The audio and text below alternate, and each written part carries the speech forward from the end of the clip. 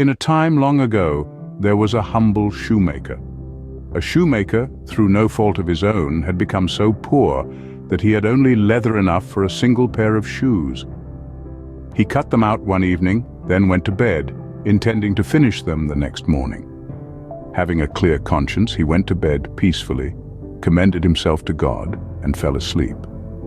The next morning, after saying his prayers, he was about to return to his work when he found the shoes on his workbench, completely finished.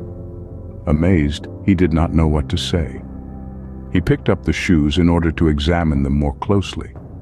They were so well made that not a single stitch was out of place, just as if they were intended as a masterpiece. A customer soon came by, and he liked the shoes so much that he paid more than the usual price for them. The shoemaker now had enough money to buy leather for 2 pairs of shoes. That evening he cut them out, intending to continue his work the next morning with good cheer. But he did not need to do so, because when he got up, they were already finished.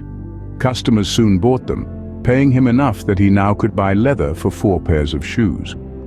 Early the next morning he found the 4 pairs finished, and so it continued. Whatever he cut out in the evening was always finished the following morning. He now had a respectable income, and with time became a wealthy man. One evening, shortly before Christmas, just before going to bed, and having already cut out a number of shoes, he said to his wife, "Why don't we stay up tonight and see who is giving us this helping hand?" His wife agreed to this and lit a candle. Then they hid themselves behind some clothes that were hanging in a corner of the room. At midnight, 2 cute little naked men appeared. Sitting down at the workbench, they picked up the cutout pieces and worked so unbelievable quickly and nimbly that the amazed shoemaker could not take his eyes from them. They did not stop until they had finished everything.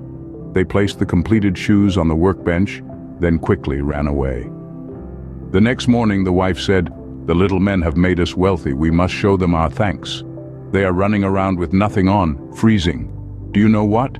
I want to sew some shirts, jackets, undershirts, and trousers for them, and knit a pair of stockings for each of them. And you should make a pair of shoes for each of them." The husband said, "I agree." And that evening, when everything was finished, they set the presents out, instead of the unfinished work. Then they hid themselves in order to see what the little men would do. At midnight, they came skipping up, intending to start work immediately. When they saw the little clothes instead of the cut-out leather, they at first seemed puzzled, but then delighted. They quickly put them on, then stroking the beautiful clothes on their bodies, they sang, "Are we not boys neat and fine? No longer cobblers shall we be." Then they hopped and danced about, jumping over chairs and benches. Finally, they danced out of the house. They never returned, but the shoemaker prospered, succeeding in everything that he did. And so, the tale of the elves and the shoemaker teaches us, the greatest gifts are those given without expectation. As your eyelids grow heavy, remember, kindness is a magic that transforms the simplest of acts into extraordinary deeds. Good night and sweet dreams.